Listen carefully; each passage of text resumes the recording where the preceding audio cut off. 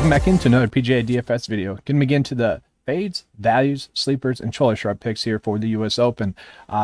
Just want to recap. The goal of this video is to always lead you guys into the right direction like we did last week. A lot of the top end fades that we were on last week, well, they didn't do well, but also, we just wanted to play Torrey and, make it simple. You could have mixed and matched it with Harris English, DJ a little bit. Brooks was another player that I liked a little bit. He was the only one that kind of sucked on the top end. And, that's going to be the goal again in this video in terms of fades. The sleepers and shoulder shrug plays are pretty simple. Sleepers are players that you don't want to really go out of your way to play unless you're like doing mass entry GPP type builds, 10%, 5%, nothing crazy. The only reason why you want to play them is because you think that they have top 10 or winning upside. Shoulder shrug players are going to be those players that you're fine ending up on to close out your build, maybe the 5th or 6th player in your build. And then values. Values are pretty simple, although this week I would say, you don't want to really play any values. After the 7.2 price point range on DraftKings specifically, it really just ends. Okay, so you really shouldn't be going that low. I already mentioned some in the core plays video that I liked. You could play some of those guys, but I'm going to give you a little bit of different plays here as well. So now let's get into the picks. So I do want to start off here with the sleepers.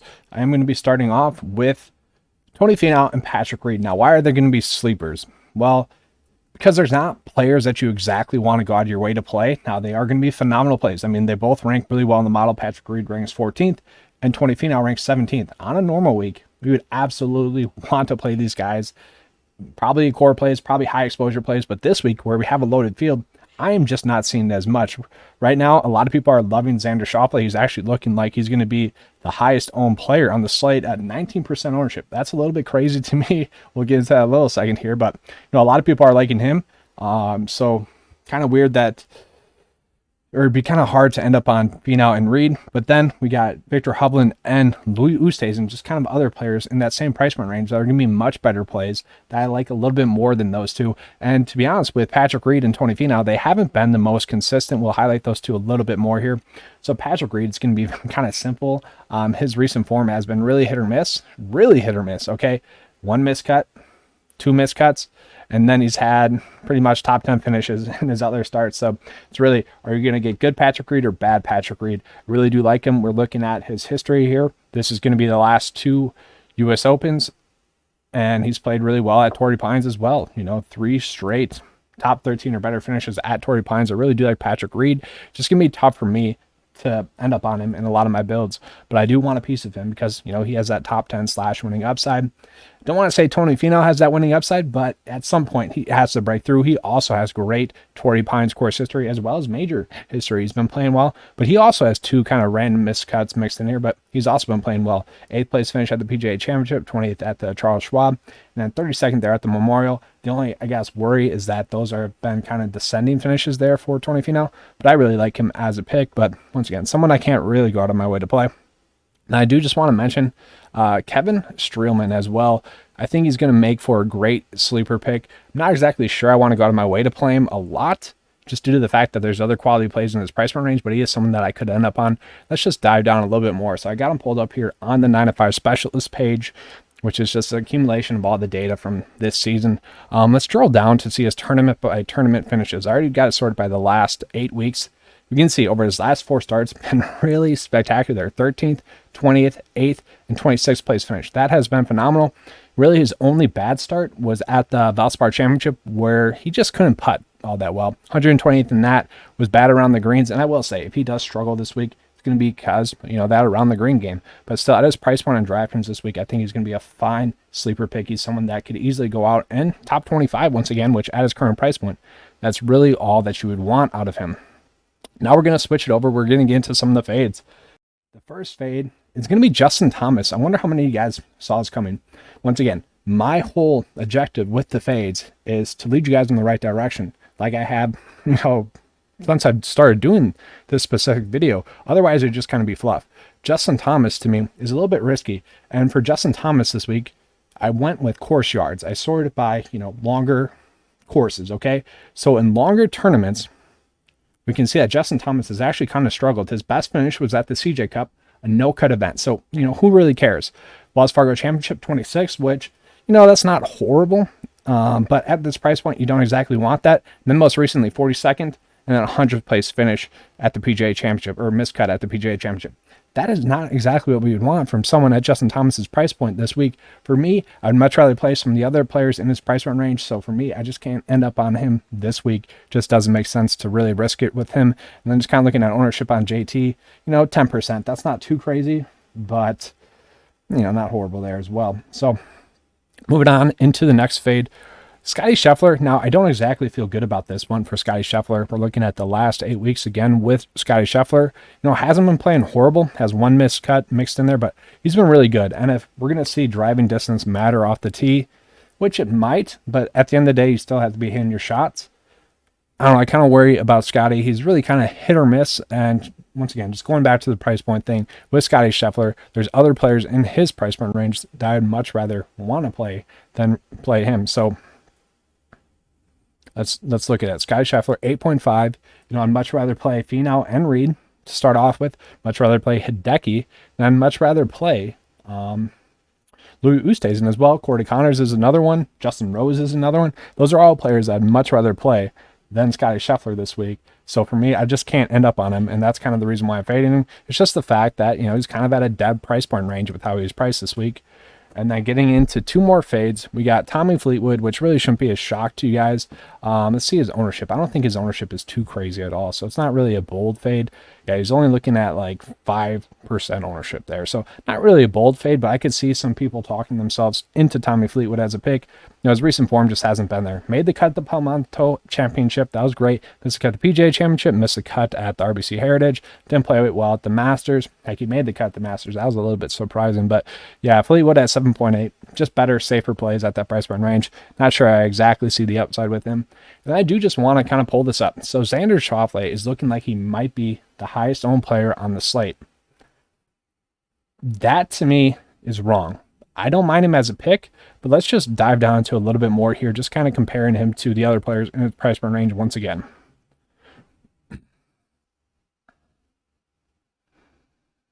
So let's just look at it.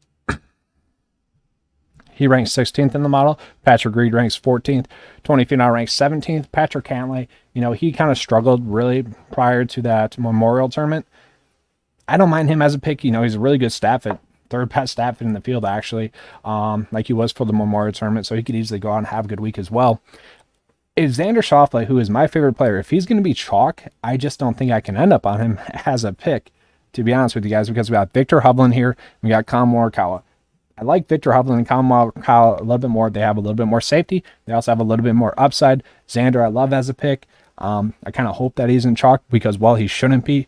If he's going to be the highest owned player on the slate, I might fade him. And I hate fading people because of ownership. That's never a reason to fade anyone. I just might, probably be underweight on him is really what I'm trying to get at there. We look at his tournament history here. Great finish. Second place, miscut. 25th and miscut. So, a little bit hit or miss there from Xander as well. I don't mind him. Just tough for me to, really end up on him. Now we're going to get into a couple of the shoulder shrug picks. I kind of had been mentioning Hideki a little bit. He's a shoulder shrug pick to me. Just as price went 8.8, there is an easy path where you can end up on him as a pick. Overall, not a bad play. 31st stat fit, which, he's just not that good around the greens and putting, not good in long iron, but he's not horrible in anything as well. Kind of like at the Masters, nothing really alarming that you have to be too worried about with Hideki there. So don't mind him. He ranks 11th in course history rank. 4 straight make cuts here. Obviously, that's great. Top 12 in the model. Really don't mind Hideki as a pick, but he's not someone I'm going out of my way to play. But if I end up on him as a 5th or 6th player in my build, I'm perfectly okay with that. Same thing with someone like Justin Rose as well. Don't mind Justin Rose. I'm fine with him. 23rd ranked player in the model. That's fine. We just got to look at his course history or his recent form. 20th, 8th, miscut, and then a 7th place finish. Obviously, we're kind of hanging our hat on that somewhat good recent form and okay course history as well. Don't mind Justin Rose as a pick this week at 8K. Makes sense, but not someone I'm going out of my way to play. And then 2 more for shoulder shrug picks. We got Shane Lowry. Shane Lowry has just been in some great recent form. 9th best in the field. Ranks out top 18 in the model. Perfectly fine with him as a pick. He's someone that, in GPPs I don't mind ending up on as well. If you end up on him in cash, and you really love your build, I'm perfectly fine with it. You know, a 6 player in your build, 7.6, guy that has some upside given his recent form, really don't mind that. You know, he's finished 6th, 4th, 65th, 9th, and 21st over his last 5 starts. That's absolutely spectacular. And then the last one is going to be Christian Bezuidenhout. Really don't mind him as a pick as well. He's made 10 straight cuts in a row. Now, his stats have been horrible, guys. They've just been really bad this year. So really don't hang your hat on that too much. Does not have any course history here at Torrey Pines. And I guess the only knock on him is that he's kind of lacked the upside in his finishes. But if you end up on him at 7.2, just trying to get a made cut, I like that strategy a lot. Makes a lot of sense in cash, makes a lot of sense in GPPs. Just really trying to add on those extra 20 to 40 points throughout the weekend. I think he has a great opportunity to do that for you guys. Now just looking at a couple of the value plays once again. Don't want to dwell on them too much. Don't think we have to go that range. I do like Taylor Pendrith a lot for a value pick, and I also do like Jordan L. Smith. 2 players I mentioned on the core plays video, so I didn't really want to dive down into that too much. Johnny V is another player that I did mention on that video as well. Don't mind him, 4 straight made cuts in a row. Does have horrible course history at Torrey Pines, only 1 made cut, which was a top 30 finish. And I do just want to mention 2 other players here. Wyndham Clark, you know, 58th in the mile. That's not horrible, I guess, for a value play. That tells us that he's most likely going to be right around the cut line. He's really good around the green, though. And we have seen that has been like the highest predictive stat in terms of winners, which is weird. And also in terms of players making the cut, which is very strange for strokes gained around the green to really pop up that way.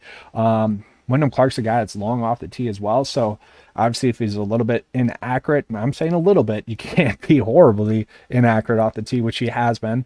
But if he's just a little bit inaccurate, that's not going to hurt him too much because he'll be a little bit closer to the greens. And even if he misses the greens, you know, he's pretty good in strokes gained around the green. We can see kind of based that on his Torrey Pines course history. 32nd missed cut and 35th place finish. I'm okay with that. His recent form has really kind of been here and there. Don't mind him though. 6.7 isn't horrible. 5% of your builds, that's fine. Then I do want to mention kind of Sung Kang as well. Don't love him as a pick. Same thing, same spiel pretty much. Okay, tournament history here. 16th, 20th, and then a 69th place finish. Recent form's been okay. 3 straight made cuts, 32nd, 62nd, and 47th place finish. I'm okay with that. Ranks out 73rd in the mile, but that's because he's a horrible stat fit. Recent form isn't that good. But at 6.6, I'm okay with that. Once again, just don't want to be going out of my way to play any of those value picks this week at all. But that's all I have for you guys for this video. I hope you guys enjoyed it. If you did, please give me a like and subscribe. If you guys want to join 9 to 5 Nation, your one-stop shop for PGA DFS, the link is in the description below. Feel free to join. Got a nice community chat going there for 9 to 5 Nation as well on Discord. That's included in your membership as well as all these tools that I showed you in this video. All right, let's have a good week this weekend as always. Let's keep cashing.